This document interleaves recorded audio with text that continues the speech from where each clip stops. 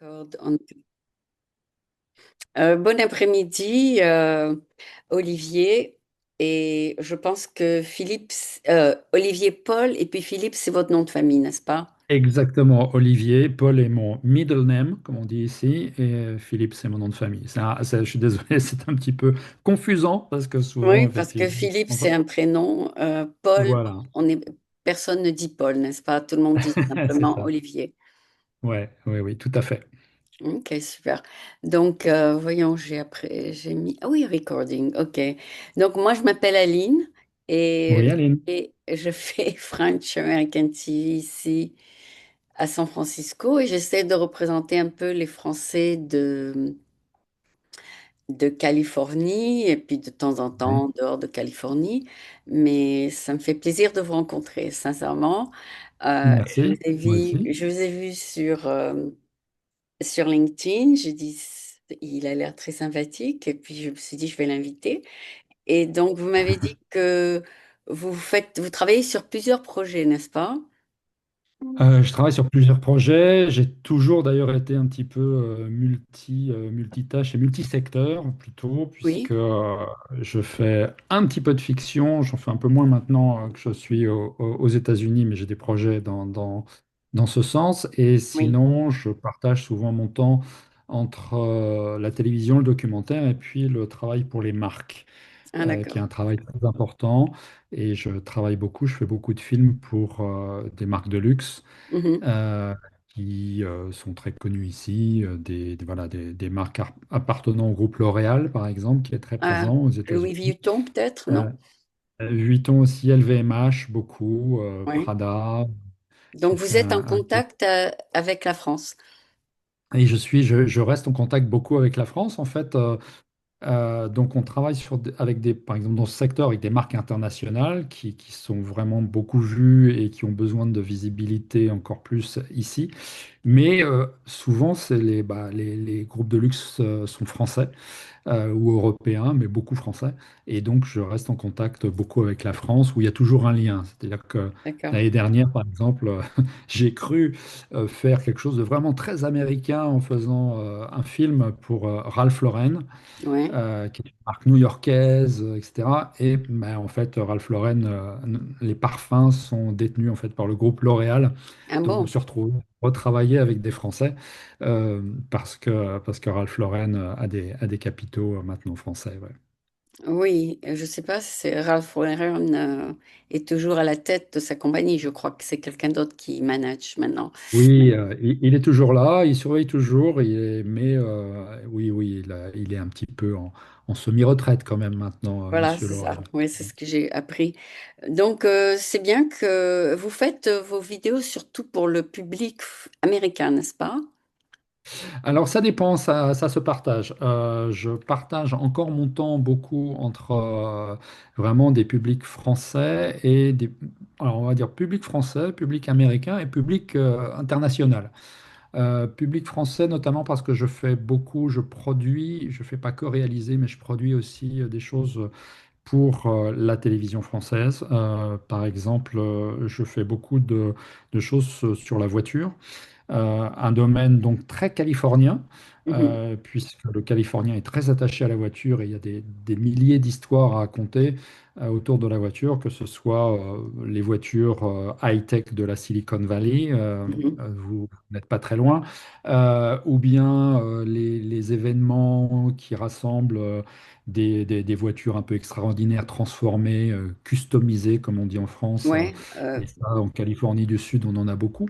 Ça peut être des compétitions, ça peut être juste ce qu'on appelle de la car culture. Ça peut être, j'ai mhm. fait un sujet il y a quelque temps, par exemple, sur ce phénomène qu'on ne trouve pas qu'en Californie, mais beaucoup en Californie, et en tout cas beaucoup dans l'Ouest américain, qui est sur les schoolies. Est-ce que vous savez ce Mhm. que c'est que les schoolies?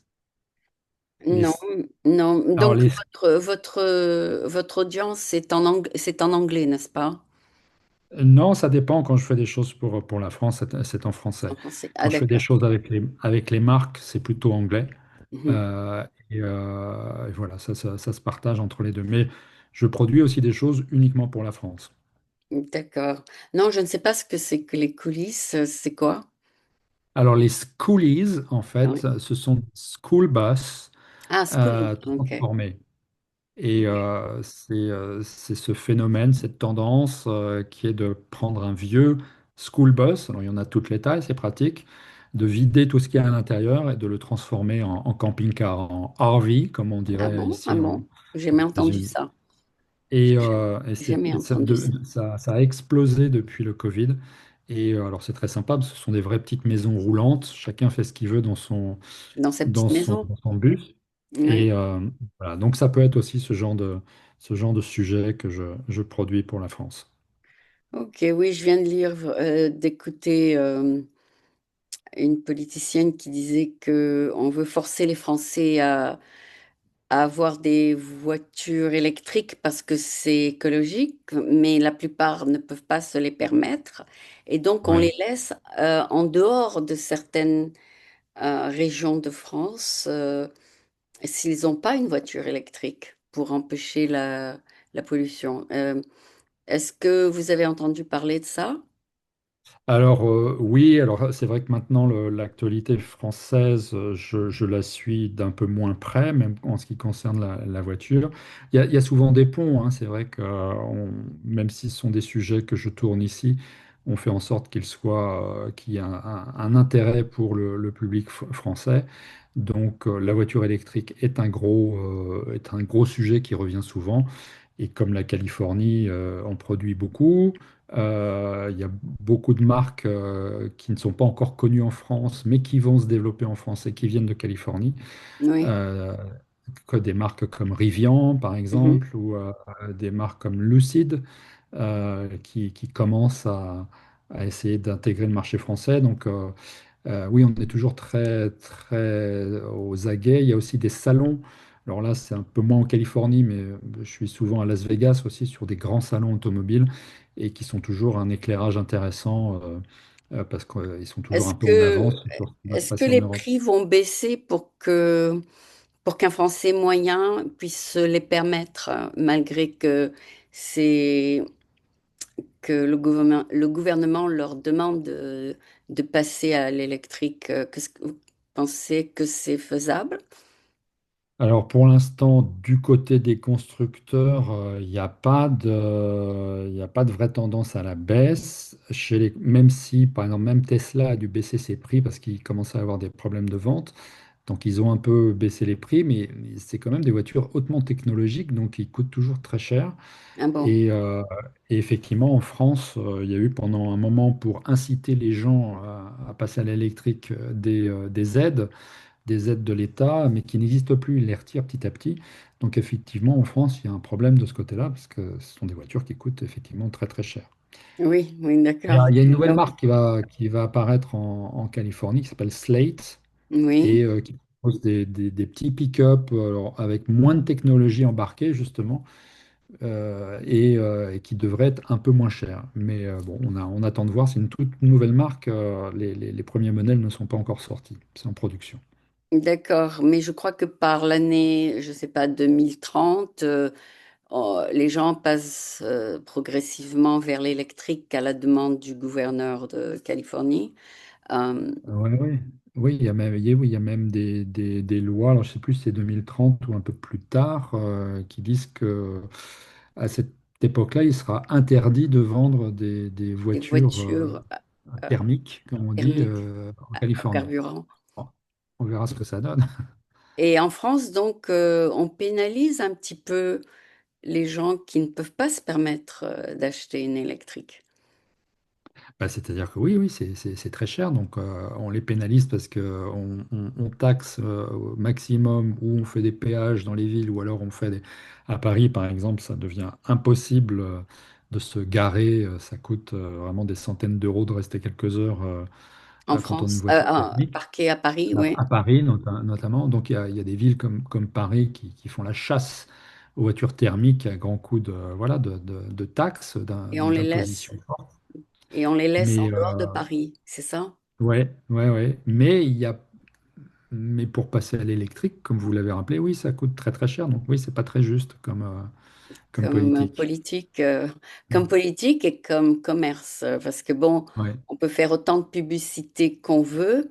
S'il n'y a pas un acheteur, il n'y a pas beaucoup d'acheteurs, euh, c'est limité un certain segment de la population qui va se C'est permettre ça. ces voitures Ouais. électriques. Ouais, ouais, tout à Moi, fait.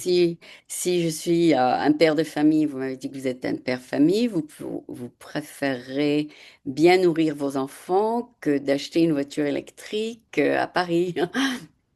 Ah bah oui, oui, bien sûr, ouais. Ouais, oui, il y a des choix à faire, oui. Ouais. Voilà, c'est ça le dilemme des Français en ce moment. Euh, Ouais. et donc, bon, ça c'est une marque, on en a parlé. Donc, pour les marques de luxe, vous faites des parfums, je pense, des... Oui, beaucoup de parfums, des produits de luxe, parfums, crèmes. Oui, je suis plus dans le parfum et dans les produits de beauté que dans tout ce qui est mode et accessoires. Ah d'accord, tu Euh, fais pas les sacs et les Ça valises. m'arrive, Ah, ok. ça arrive. Je travaille beaucoup, par exemple, pour Dior, sur des défilés, des coulisses de défilés ou parfois sur des produits. Oui, Euh, Ils ont découvert quelque chose, bon, ça fait un moment maintenant, mais qui est très intéressant pour eux, qui s'appelle le brand content. Et le oui, brand content, ça consiste à faire des petits reportages, des sujets très très bien filmés, parce que bien sûr c'est des produits de luxe, donc il faut que ça soit mis en valeur.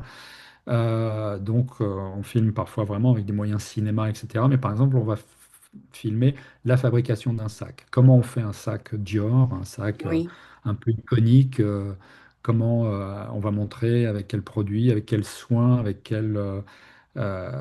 comment dire, avec quel savoir-faire on fait un ce sac. produit est fabriqué. Voilà, donc ça fait des Oui, très jolis petits. Et après, les sacs de luxe, c'est des artisans qui font ça à la c'est main ça. Ouais, et ça coûte énormément. J'avais filmé une, une dame qui faisait le sac Hermès. Elle est venue en ouais, studio, elle nous les a montré ce qu'elle fait. Et donc, tout ouais. est fait minutieusement. C'est normal que ça coûte plus Oui. cher. Oui, oui, sont des vrais métiers d'artisan. Alors c'est important pour les marques de le montrer, ça justifie à la fois le prix certainement, mais aussi ça, voilà, ça met en valeur un Que c'est fait main. savoir-faire Ouais. et que c'est fait main et que c'est pour ça que c'est du luxe et que c'est pour ça que c'est au-delà de la moyenne. Ce sont des choses assez intéressantes à faire, hein. Je me suis retrouvé parfois à Venise dans des ateliers. Enfin, qui avait 400 ou 500 ans d'âge, parce que c'était des spécialistes de la broderie d'un certain type et que à ce moment-là, Dior utilisait cette technique multi-ancestrale pour faire des Pour petits ajouter de la boléros, valeur. Pour ajouter de la ouais, pour valeur au produit. de la valeur, une originalité. Voilà, le directeur de collection avait envie de travailler avec ça. Comme pour d'autres choses, ils vont aller en Afrique chercher un savoir-faire très particulier, un tissu très particulier. Voilà, Oui. c'est le truc des grandes maisons de mode et de luxe Et de apparemment, travailler ça avec. marche très bien parce que il y a toujours un acheteur pour ce genre de choses. Oui, Par oui, de plus exemple, en plus. Ouais, ouais, ouais, ouais, ça marche bien. Ouais, par exemple, à San Francisco, il y a une queue pour à Louis Vuitton, le magasin Louis Vuitton sur Union Square. ouais, Il y a la queue. ouais. Et il y a aussi des queues dans d'autres magasins de luxe. Et je me suis dit, mais d'où viennent ces gens-là? C'est pas des Ouais. gens de San Francisco, ce sont des gens qui viennent spécifiquement pour acheter ces produits de luxe ici. Oui, oui, oui, oui, bah, ça arrive aussi À ici Paris? ou non, oui, alors à Paris, oui, oui, avenue Montaigne, mais également à Beverly Hills, Ah oui, ah oui, devant les magasins de luxe, oui, il y a souvent la queue, et effectivement, sont rarement des gens locaux, c'est plutôt, il y a beaucoup de touristes asiatiques, par exemple, qui oui, sont oui, là, c'est exactement qui ça font ce la que queue, j'ai qui achètent. remarqué. Ouais, ouais, Beaucoup de Chinois. Ils laissent ouais, rentrer que 5 à la fois pour bien leur donner une attention un par un. oui. Ils laissent pas rentrer la foule rentrer. Donc, une fois qu'ils Mhm. ont fini avec une cliente, et ils lui ont bien parlé du produit, il passe à l'autre cliente. Donc, Ouais. c'est pas de la vente, disons, en masse, quoi. C'est un par Oui, un, bien sûr. Ouais, ouais, personnalisé. Ils peuvent mettre leur nom dessus s'ils veulent. Donc, ouais. c'est sympathique, c'est bien ce que tu fais. J'espère que à la fin de tes tournages, tu peux avoir quelques produits de luxe pour tes enfants et pour toi-même. Ça arrive rarement, mais ça arrive de temps en temps, oui. De temps en temps, tu as un petit cadeau. Ouais, ouais, ouais, Oui. oui. D'accord. Ouais. Et est-ce que toi-même, sans être indiscrète, tu conduis une voiture électrique? Non, je ne conduis pas de voiture électrique. J'ai été, comment dire, alors est-ce que c'est parce que je connais bien et que je travaille dessus, mais pour l'instant, je suis un petit peu, encore un petit peu sceptique à la fois de l'impact euh, écologique, puisqu'on sait qu'en fait les voitures électriques polluent beaucoup, mais c'est juste qu'on déplace la pollution. Effectivement, il y a pas de pollution de l'air, mais il y a beaucoup de métaux rares, métaux lourds qui sont utilisés, qui Qui vident, pollue aussi, bien sûr, ouais. voilà, qui polluent dans les zones d'extraction de ces minerais, etc. Donc, tu es un peu dubitatif. Et puis, bon, bah, c'est comme les téléphones, hein. Moi, j'ai toujours un petit souci avec acheter quelque chose où on sait que la batterie, tous les jours, va s'user un peu plus et que si on a 5 heures d'autonomie quand on l'achète, on se retrouve avec 3 heures quelques Un mois peu plus plus tard. tard.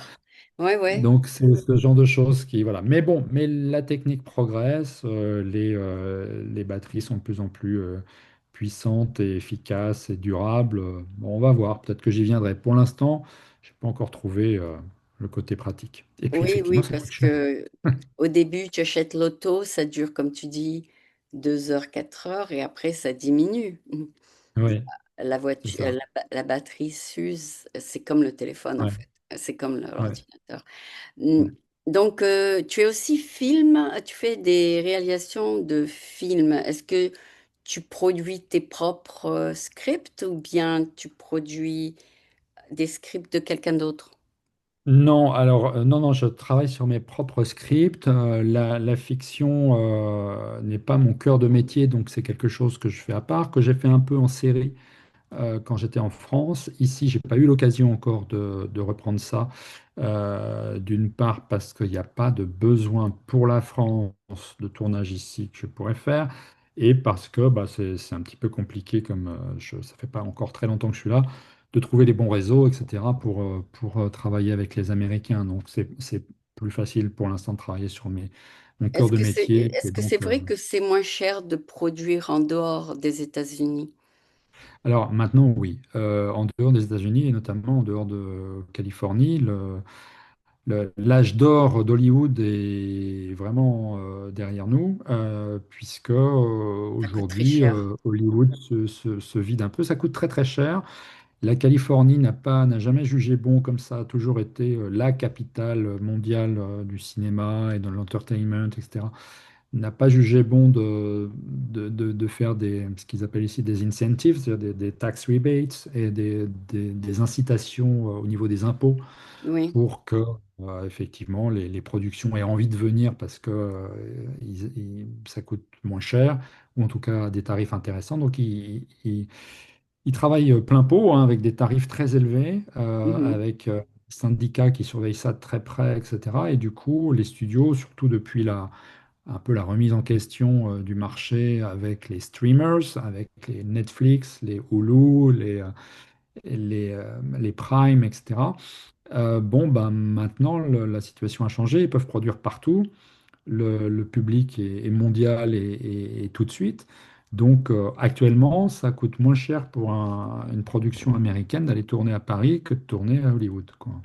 Ah bon? Donc, c'est un peu Plus dingue, cher à mais c'est comme Paris? ça à Plus cher Hollywood. à Paris? Non, ça coûte moins cher. Moins cher, ok, c'est ce que j'ai Ça pensé coûte moins aussi. cher. Les studios parisiens sont pleins de productions américaines en ce moment. Ah ben ça c'est Mais une bonne nouvelle pour les Français alors. c'est une bonne nouvelle pour la France, c'est une moins bonne nouvelle pour les Californiens et pour Los Angeles parce que, il y a clairement de moins en moins de travail dans les Pour les gens en studios Californie. à Hollywood. Oui, Et la raison pour laquelle tu es là, c'est pour une autre raison, donc, Ah bah, moi, je suis là pour. Moi, je suis venu pour changer un peu de. Bon, je de suis la venu déjà par France rapport à un vieux rêve d'enfant qui était d'avoir une expérience et de travailler pendant un moment aux à États-Unis. Hollywood. Voilà, bah, étant bien sûr baigné dans l'audiovisuel, dans le film et dans la télévision depuis que j'ai commencé à travailler, et comme c'est ma vocation, c'est vrai qu'il y a quelque chose quand même de très particulier, même si on a en France une très bonne culture cinématographique. Bon, il y a quand même quelque chose au niveau de la dimension, de l'espace, du savoir-faire assez impressionnante ici. Donc j'avais envie de tester, puis juste de changer d'air aussi, de changer de décor. Voilà, Mm. Ça t'a fait avec un du peu bien plus de alors. soleil. Et en plus, Oui. tu as beaucoup de soleil, tu as des couleurs. Merci, oui, oui. Oui, tu es allé au soleil aujourd'hui, on dirait. Euh, Non, pas tellement. Ça, c'est peut-être le week-end dernier à Las Vegas, par contre. ah bon, d'accord. D'accord. Donc, tu es indépendant, donc tu décides Oui. tes horaires et tu décides quand tu travailles et quand tu ne travailles pas et quand tu veux être en famille, etc. Oui, oui, oui. Alors bon, c'est un métier, même si c'est à travers une compagnie, c'est un métier qui reste de freelance. Donc, on décide quand on travaille pas, mais on est quand même bien content quand il y a du travail. Donc, Bien sûr. c'est quand même la nécessité de travailler ou pas qui fait loi pour décider des horaires et du timing et de si on travaille le week-end Ah, ou pas. s'il y a un Euh, deadline, ouais. Oui, S'il y a un deadline ou tout simplement s'il y a... Bon, c'est comme ça dans ce métier. Il peut y avoir, là en ce moment, c'est calme. Ça veut dire que je vais travailler la semaine prochaine, mais que je n'ai pas travaillé cette semaine. Donc, je m'adapte et je ne vais pas me dire, bah non, la semaine prochaine, je n'ai pas envie de travailler. Donc, voilà. Non, parce que le travail arrive la semaine prochaine, on ne ah, peut pas le c'est le déplacer. travail qui C'est moi qui décide. décide. Ouais, c'est le travail qui Donc, décide. c'est souvent le travail qui décide quand même. Ouais. D'accord, d'accord. Je ne sais pas si la peinture derrière toi, c'est Brigitte Macron ou bien si c'est C'est vrai elle pourrait ressembler un petit peu. Oui, oui. Non, je peins un petit peu, donc ça, Mireille c'est une, d'Arc, peut-être. une grande toile. Oui, oui, en tout cas, oui, oui, c'est un peu ce genre-là. Cette coupe de cheveux. Oui, c'est ça. Oui, ça fait penser à Mireille d'Arc à l'époque du Grand Blond et tout ça. Oui, alors c'est devenu un peu à la mode grâce à Brigitte Macron. Macron, oui, Elle a cette coupe. Euh, oui. mais c'est vrai que c'est une coupe très très sympathique. Je me demande si ça m'irait, mais je ne crois pas. C'est pas mon style. Il faut avoir un certain style pour ça. Ah, pourquoi pas, ouais, ouais. Faut Euh, essayer. Ouais. oui, je peux faire une perruque, hein. On ne sait jamais si ça Voilà. m'ira. Si ça me Ouais. va, peut-être je mettrai la perruque. De ton côté, tu écris sur quel sujet? Tu as écrit au Writer. Oui, alors Writer, c'est en fonction des demandes des clients en ce qui concerne le brand content.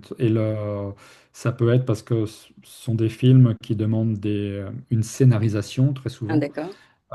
Donc à ce moment-là, j'écris en fonction du produit et de ce qu'on peut imaginer pour mettre le produit en valeur ou dans quel contexte, etc. Il y a aussi une partie de mon activité qui est sur du documentaire. Donc là, c'est pareil, besoin d'écrire, de scripter le De documentaire. scripter le Euh, documentaire. D'accord.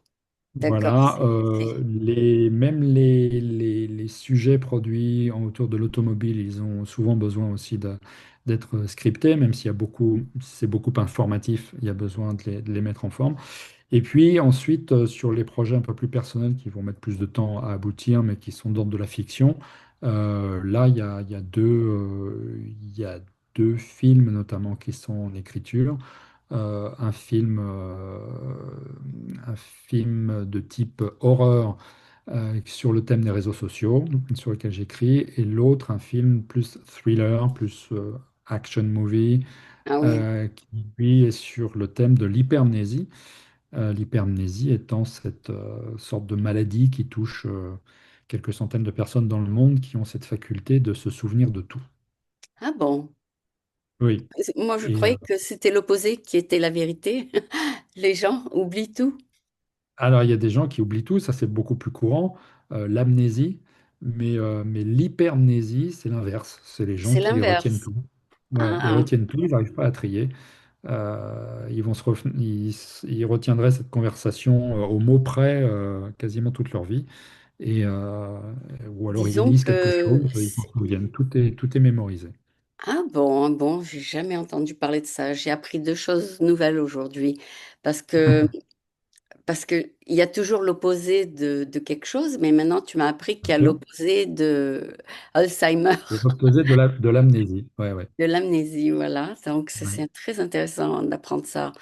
Hum, si les gens qui ont ça peuvent contaminer les gens qui ont l'amnésie, ça fera un beau milieu, un bon mélange. Ouais, ouais, on aimerait bien, ouais. Ouais. Et qu'est-ce que tu écris sur ces gens-là? Alors, bon, bah, c'est toute une histoire, bien sûr, Ah, tu as écrit une histoire. Ok. avec des rebondissements, etc. Oui, oui, c'est des deux projets de long métrage. Sur le film d'horreur, c'est une sorte de critique, de parodie des excès des réseaux sociaux. Jusqu'où peut-on aller pour faire des vues, pour être célèbre et pour alimenter Ah oui, ça son c'est un réseau sujet social. très très chaud en ce moment. Hot Ouais, topic. ouais. Parce Et que les puis, gens font des choses extra euh, hors du commun pour avoir l'attention des autres. bien sûr, bien sûr. Donc voilà, c'est la question qu'est censé soulever ce film. Et l'autre, sur l'hypermnésie, c'est sur le thème donc de la mémoire et qu'est-ce qu'on fait de la mémoire, quoi. Aujourd'hui, on mémorise tout, tout est dans des serveurs à l'autre bout du monde et la moindre photo de ces spaghettis prise au restaurant est gardée à jamais dans un data center. À quoi ça sert? Comment travailler la mémoire? Est-ce que ça sert à quelque chose et qu'est-ce qu'on peut en faire d'utile ou pas? C'est tout le thème de ce film, mais à Ah travers d'accord, quelque d'accord, chose de ouais. très divertissant sous forme d'un film de J'aurais jamais suspense. pensé à ce sujet, tiens. Ouais. J'aurais jamais pensé à ce sujet. C'est incroyable que tu y as Mm. pensé. Et donc, tu as choisi quelques thèmes pour ce film, c'est ça? Oui, bah ça c'est le thème principal, avec cette espèce de choses un peu surprenantes, effectivement, que peu de gens connaissent, sur cette sorte de maladie, de condition qui frappe certaines personnes. Et puis, et puis ça va aider à développer voilà, d'autres questions on va dire plus philosophiques, plus sociales sur voilà, Mais la mémoire qui est... ces gens-là, ils ont un cerveau. Est-ce qu'on a fait des photos de leur cerveau? Oui, Et oui, il y a plein d'études. Oui, ah, ils il y a font des beaucoup plus photos, travailler oui, leur mémoire d'accord. que. Ouais, ouais. Et donc, ils ont un cerveau formé différemment Oui, alors pas formés différemment, mais on observe des zones du cerveau qui travaillent plus que que chez la quelqu'un de normale. normal, entre guillemets. Ouais. Oui. Non, mais parce Voilà. que moi, c'est comme les gens qui sont autistes, on a l'impression qu'ils sont bêtes, mais ils arrivent à lire 20 fois plus vite que les gens normaux. Bien sûr. Et ils se rappellent, c'est comme le film avec Dustin Hoffman, c'est-à-dire Oui, c'est des Rayman. génies, oui, c'est des Mhm. génies d'un côté et c'est des idiots d'un autre, et on ne sait pas Oui, à première vue ce qu'ils sont. C'est-à-dire, si on les juge à première vue, on dit ça, c'est un idiot complet. Et puis, ils se rappellent de ouais. tout. Ils se rappellent de tout. Ils se Oui, rappellent du nombre d'allumettes, du nombre de... c'est de te montrer que... C'est ce film pour te montrer qu'il y a un côté génie dans ces gens-là. oui, bien sûr. Ouais, Ouais. ouais. Et tu as choisi tes acteurs pour ça ou pas encore? Alors, pas encore. Alors, c'est marrant parce que effectivement, je verrais bien Dustin Hoffman dans le rôle d'un vieux sage qui lui a justement une grande connaissance de l'étude de la mémoire et qui jouerait un peu justement l'homme pondéré et sage qui en a vu Il adore d'autres les dans l'histoire. Français. Il habite au sud de la France. Ouais, Sa femme française, ils ont 5 enfants et il a maintenant, je crois, 80 ans. Ouais, ouais, ouais. Donc, Donc oui, il a vécu sa vie en France finalement. Après sa ouais. carrière qui a eu du succès, il a, il a fondé une famille en France. Mais Hmm. c'est un acteur extraordinaire, c'est vrai. Ouais. Donc, si tu peux pas obtenir Dustin Hoffman, tu trouveras quelqu'un d'aussi talentueux. Oui, on verra. Ouais, ouais. Peut-être toi-même, hein, tu peux être l'acteur de ton film. Ah, peut-être, je sais pas, il faudrait que je certifie mes talents de comédien. Je ne sais pas si j'en ai un peu, parce que ça m'arrive souvent d'être, et ça m'est souvent arrivé d'être devant la caméra aussi.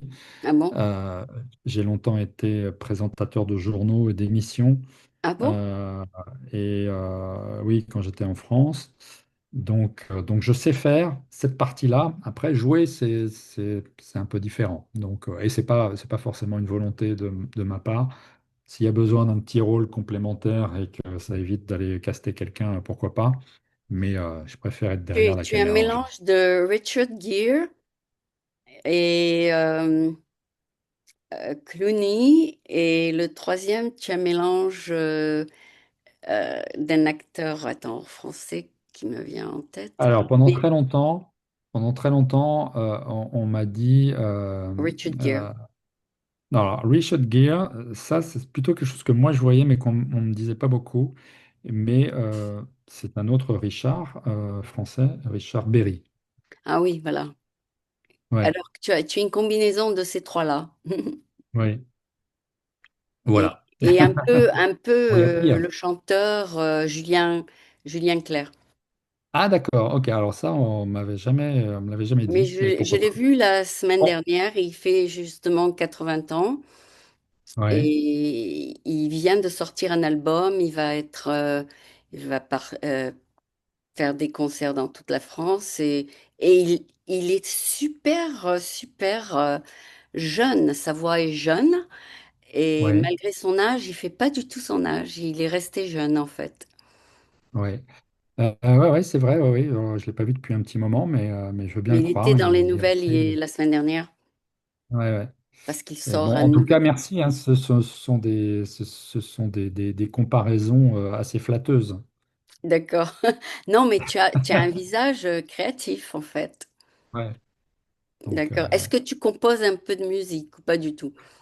absolument pas. Alors, écoute, j'ai la chance, je suis chanceux parce que je sais faire beaucoup de choses avec mes mains. Je peux construire une maison, je peux faire des films, je sais dessiner, je sais peindre, je suis très fort en photo, j'écris très bien.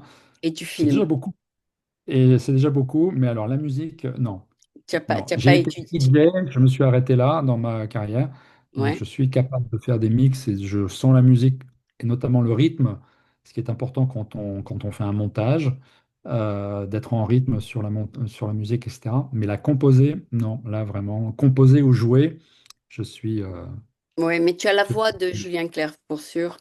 Euh, Ah, d'accord, je sais pas si tu l'as entendu parler la semaine dernière.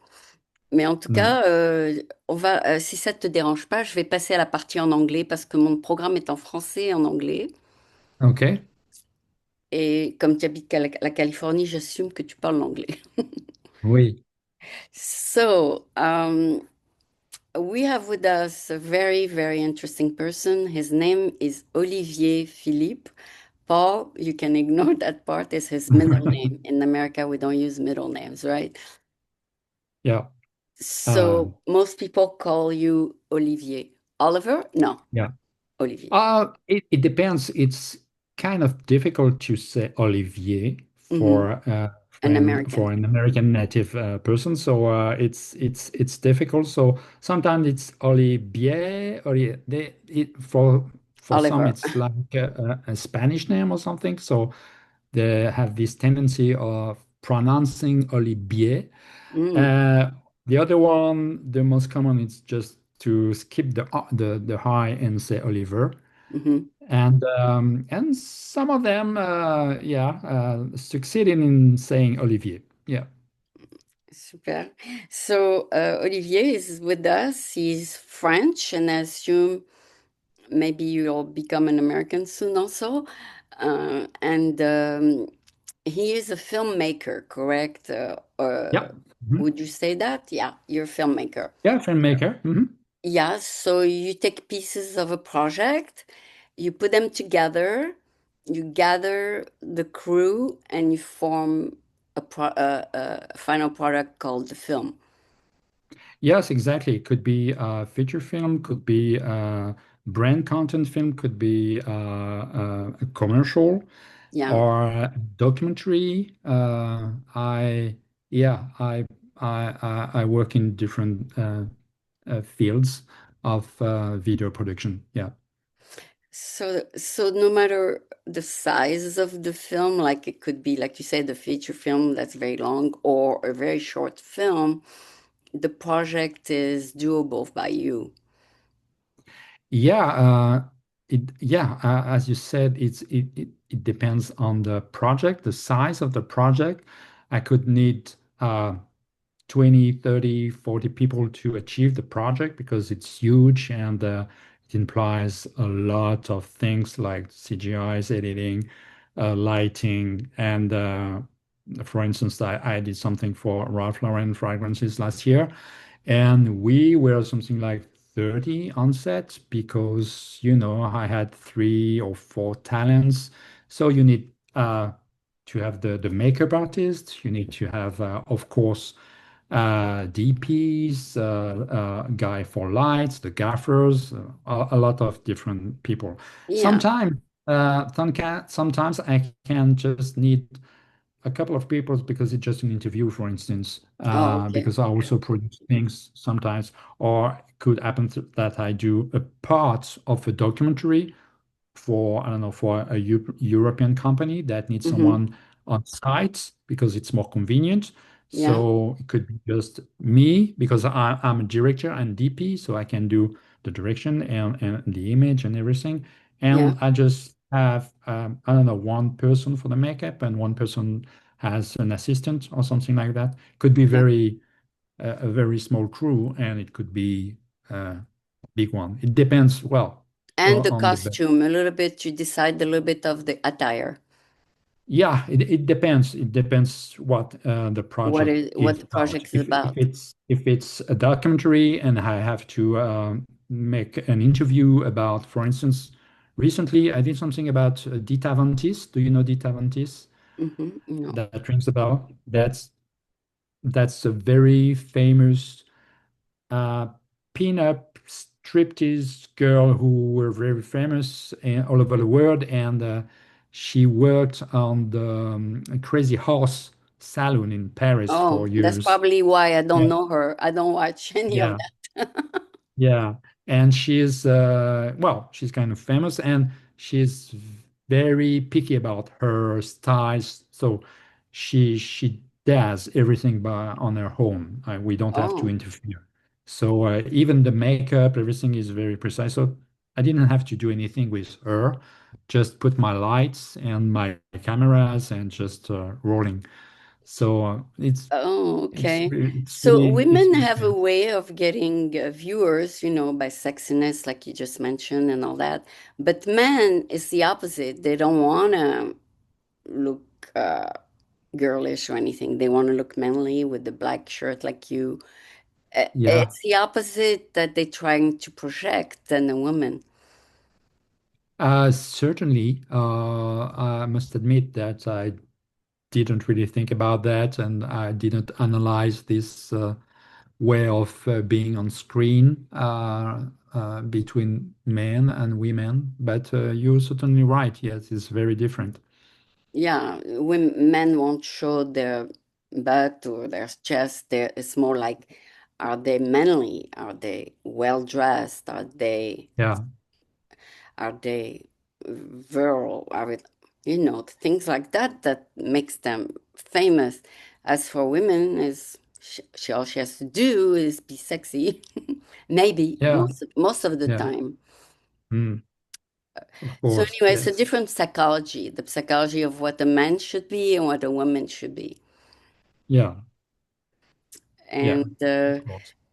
It's funny. So women who are not, especially like the girl you just mentioned, say, "Where do I fall into this to become myself attractive? I don't fall into that those criteria that attract Yeah, men's attention. What do I do?" So, and on the other hand, they don't want to look like they are nuns or things like that. yeah, They have to find a way to be sexy and at the same time very, I wouldn't say modest, but very stylish, maybe. Yeah. yeah. Mm. Yes, That, of course, you're right. Yeah. yeah, they would attract men's attention at that point if they spend a little time on their attire and stuff like that. Mm. So, Mm. who does the casting yourself? It depends on the project. Usually, it's not me. What I do is mostly when I do brand content or commercials, I don't do the casting. Everything is done by the agency, and the brand is very attentive and very picky about that. So I usually don't do it. I So do they it when hire I you do, as a director of photography then. yeah, director of photography or director. And so I don't have that in charge. It's already done. Like- And usually they speak French, right? And right?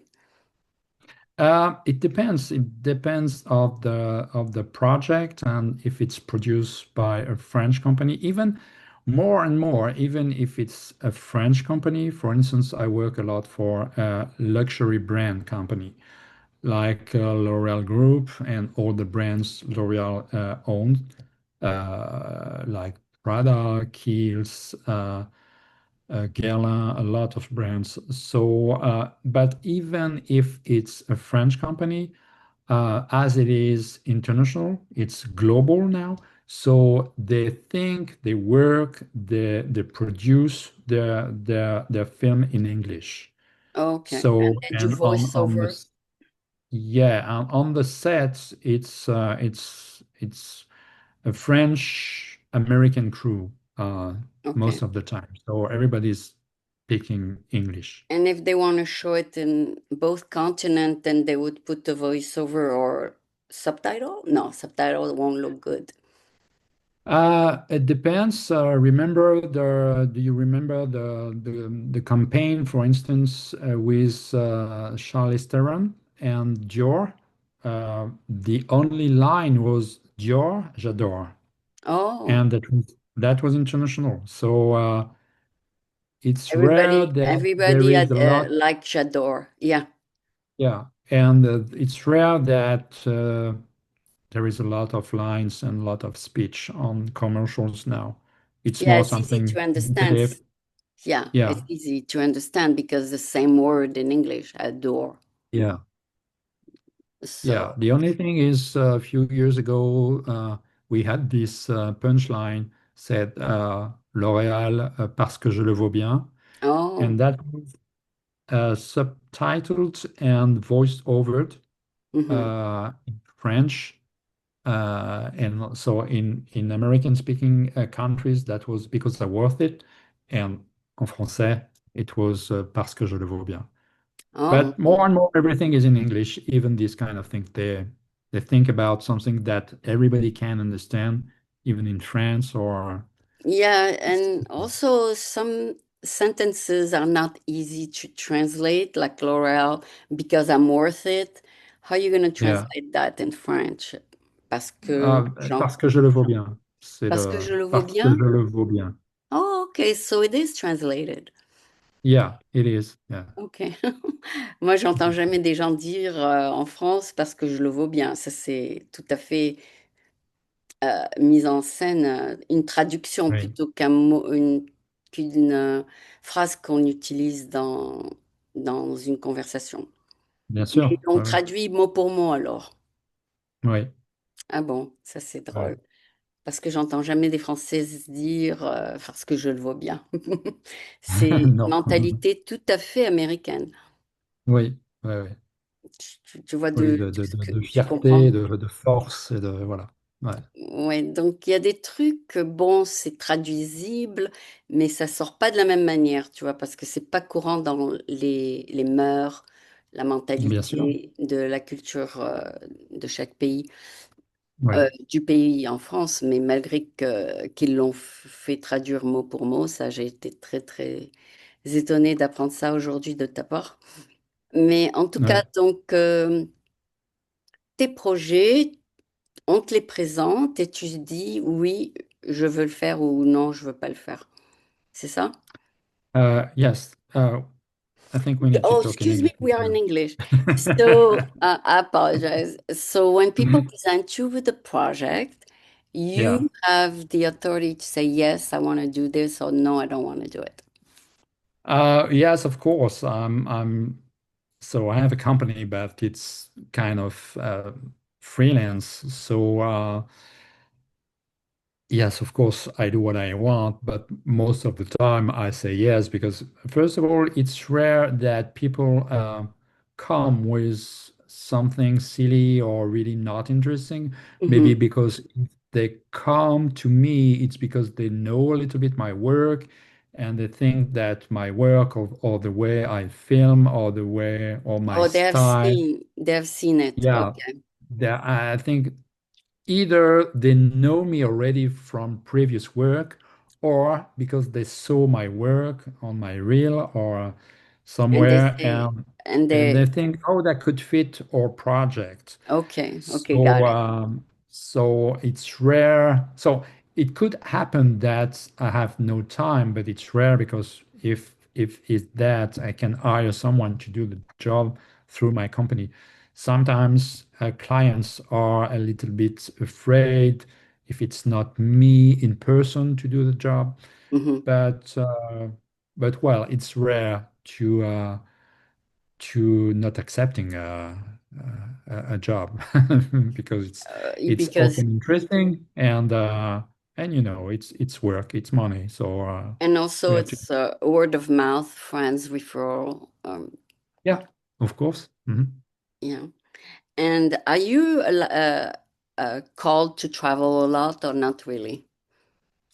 Yes, I am. It's kind of surprising because when I work for France, Yeah. I have often to travel to East Coast.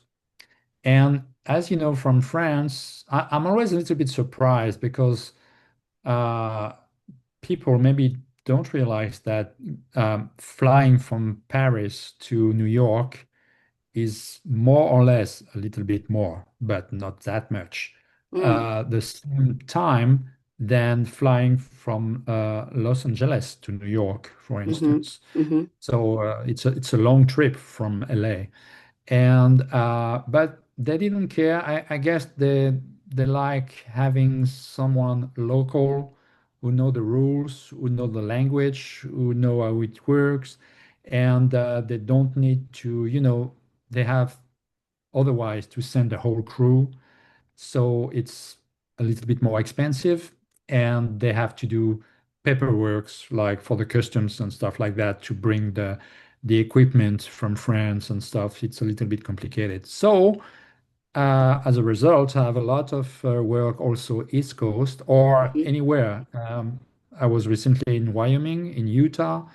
Yeah, I have other place to work quite often. That's good. That's good. Gets you to know the US market a little bit better too. Yeah, yeah, and I'm happy to travel and to discover the US anyway. Yeah. And did you ever travel to Asia, for example, or that's not really in your cards? Um, already traveled to Asia, but not since I'm here. Okay. I traveled in previous years when I was based in Paris. Oh. So I did things, yes, in China, in Hong Kong, in Shanghai, yes, Vietnam, When you were a Cambodia. presenter on TV in France, was it political coverage or something else? I started as a journalist for international news. Oh, So that was international politics, that was social, every kind of news, but from abroad mainly. So I covered wars, I covered crisis, a lot of things. And as a TV host, I did everything because when you host the news, you have a lot of different you piece just of news. read the teleprompter. Yes, well, I wrote first what Oh, I was you about also to say. wrote Oh it? yeah, yeah. When you Oh, work on TV, well, in France, I don't know in the US. I'm not that familiar with the TV news in the US, so I don't know how they work. But in France, yes, I did my journalist job first, gathering the information and sort the information and classify the information and then writing my TV news session. But oh, yes, I it's a was lot. writing my own It's a teleprompter. full-time job, like doing all of this. Oh yeah, yeah. It's not a lazy job. You don't just arrive in front of the camera, reading your prompter and get out. No, it's a full-time job. Yeah. Okay. Yes, of course. No, because it's when I read, I mean, when I watch the news, like you just said, international news and all that, it seems like maybe there's a team behind it that did all the research because there's no way for one person to gather all of this unless the, Yeah, I guess same thing. It depends of the size of the TV and the resources and the human resources you have to prepare. okay. Uh, and the thing is, generally, you you study the news.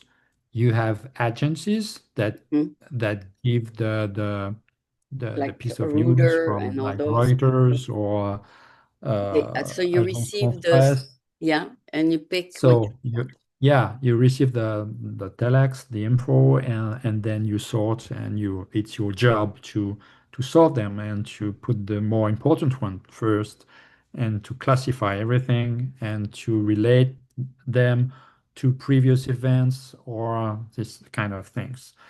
do But when you do have to you launch another story yeah. made from someone else, the guy who made the story, the other journalist who made the story, the specific focus on something, he had pieces of information to give you in order to write what you need uh, for just announcing this very specific story. Mm. That's how it works. But the person, you don't pick your stories based on ratings, based on number of viewers. For example, some people always talk about Trump because he gets viewing, he gets more Yeah. viewers, or they talk more about a specific celebrity because they get more viewership. Um, so when you present the news, you don't go by popularity. You go by what the news is, right? Yes, yes, you go by what is the news, but you go also with what we call in journalism the law of proximity. Oh, The law of proximity is a ratio between the distance between you and the event and your familiarity with the event. For instance, oh, okay. you're more interested with someone in your family than uh, Donald Trump. If Okay.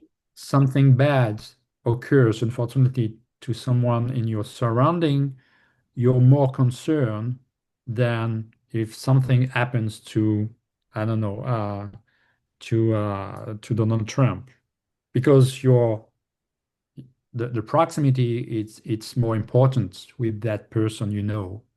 Oh, So, sure, sure. There's for instance, local if news and international yeah, news.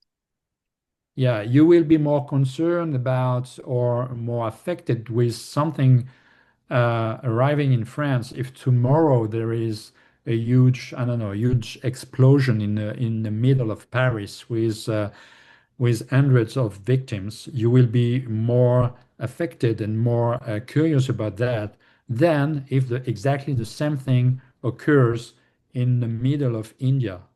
Mm, So that's the law we work on to sort the news. What is the most important and the more relevant for this for our audience? If our mm. audience is international, what could be the more interesting? If our audience is local or is just French, what is the more important? That makes sense. That That's makes how sense. it goes. Yeah. Yeah, and also there's in when they deliver news, there's the local news of the city, and then they move on to this country, and then they Yeah. move on to international, or they can Yeah. do vice versa. But for example, also some topics are more in the umbrella, I would say, not the umbrella, but the category of gossip. Yeah. Like Of when course. the wife of our president gave him a slap, it went international because it's a topic of gossip. Yeah. Nobody know what really happened. Yeah, of course. Yeah. Of course, the media is gonna say, yeah, she gave him a slap, whatever, and then the president say, no, we were just joking. So it's just a video that people interpret as they wish. Yeah. I don't know if you saw it, but it went all over No. the No. world. It went Yeah. all Yeah. over the world Yeah. because he was just arriving in Asian country and it was captured on camera. So Yeah. the whole world saw it. But in any event, the news can be news and the news can be gossip, you know. Of course. Yeah. Yeah, but as a journalist, try not to deviate from the actual truth and you try not to embroider on the truth or make a story that's not really what really happened just because it Yeah. looks like it is a story. Yeah. Mm. I Exactly. don't know how you decide when a story is worth reporting or not and when it is true or not. Mm. But anyway, as an investigator, as a journalist, you're gonna make a few phone calls before you present it. Yeah. That's the way it Exactly. works. Okay. Yeah. So anyway, Yes. so do you plan on going back to television, journalism? Not on purpose, but for instance, unfortunately, with the wildfire in LA Yeah, last yeah, winter, yeah. French televisions and the one for which I was working for many years asked me to do stand-ups and to do some stories about the fires because they know me and they know my job. So that was the occasion for me to go To- back a little bit in that kind of field, like journalism and reporter and stuff like that. But I didn't plan it, and I don't. It's not It's my not in your card, okay.